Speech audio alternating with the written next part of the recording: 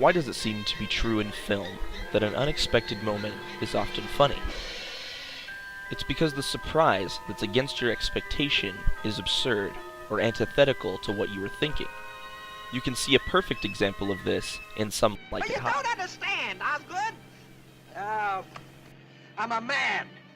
Well, nobody's perfect. Many words can be used to describe a Quentin Tarantino movie. Stylistic, violent,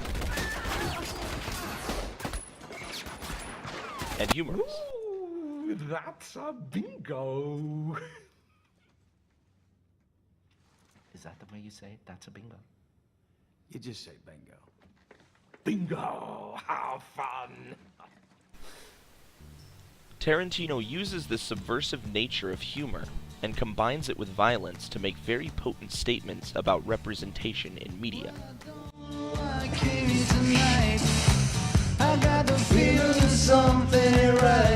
By subverting the audience's expectations, he's able to distort ideas about the real world through his fictional portrayals. This is Quentin Tarantino. Real representation. Royale with cheese. Royale with cheese. That's right. When you sit down to watch a Quentin Tarantino movie, you know that you're going to be watching something extremely stylistic. Tarantino's movies have been described as over the top, and we can see why when we see how he uses violence. Tarantino's violent scenes are almost never what we would consider realistic. Blood shoots all over the place if a person receives a cut to any part of their body. Tarantino also adds in another element of absurdity to the violence in a lot of his movies, capturing wild body movements of injured and dying people, and the point of these shots is to get a laugh. But why? Tarantino has often come under fire over the years for the excessive amounts of violence in his films. But if this is the kind of violence they're referring to, is it really that bad? Tarantino utilizes violence in this way to keep up the idea that what you're watching isn't real. Tarantino wants his audience to feel encaptured by this fictional story that he's telling you. He wants it to remain an illusion. The backlash against the violence in Tarantino's movies are unwarranted in my opinion. Tarantino has explained in previous interviews that he abhors violence and wishes that it were not part of the human condition in any capacity. Because it's so much fun, Jan. Get it?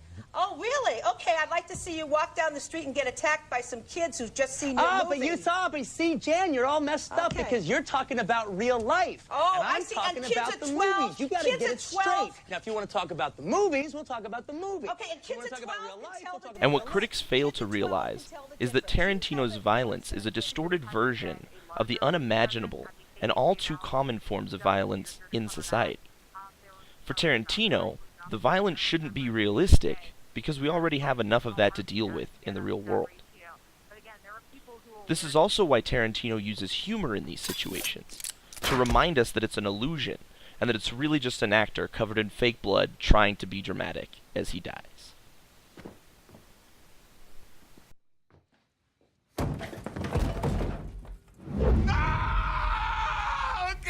Another way that Tarantino uses humor is in the representation of the people in his films. Tarantino describes his films as homage films, films that pay homage to other films. Inglourious Basterds is an homage to war and military films, for example. This means that by nature, Tarantino is always working within knowledge of film history, and he knows the tropes and expectations in audiences set by films and images. He uses them to set up the aesthetics of his story, and then in true Tarantino fashion, subverts everything the audience knows and expects. Django Unchained follows a lot of the tropes of Western films, such as the gunslinger on a quest in the Wild West to save his lover. Only in Tarantino's version, the gunslinger is a black slave who has to save his lover from the evil slave owners.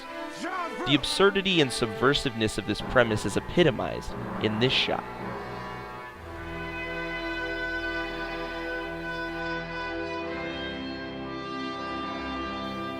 Kill Bill has a similar premise, being about a swordswoman seeking revenge on the secret operative group that tried to kill her. The subversion here being that it is a female swordsman going up mainly female operatives. It should be noted that it's not that this type of film has never been done, but it's not something Western audiences are used to seeing. Humor here comes from the ways that the bride handles intimidation.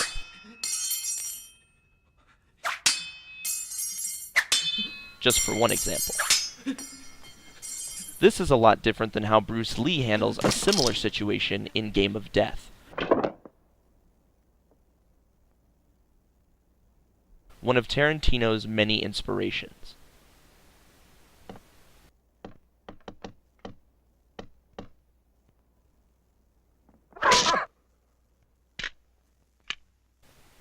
Pulp Fiction is one of Tarantino's first films, and one of his best known.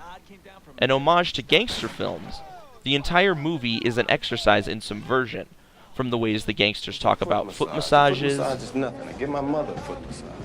It's laying your hands in a familiar way on Marcellus's new wife. to the ridiculous over-the-top violence. Particularly this scene. Three!